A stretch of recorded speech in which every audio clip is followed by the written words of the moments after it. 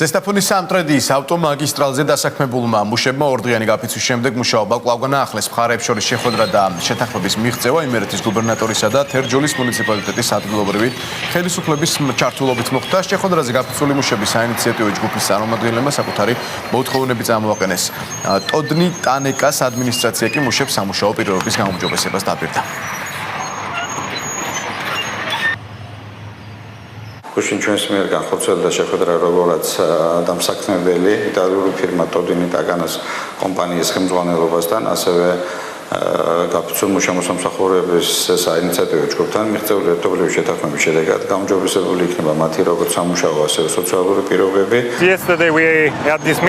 ჩვენ დღეს შევხვდით ვისაუბრეთ სამუშაოებზე და მოვისმინეთ მათი მოთხოვნები. ჩვენ ვპირდებით იმერეთის გუბერნატორს და ყველა აქ დასაქმებულს, რომ მათი მოთხოვნები შესრულდება.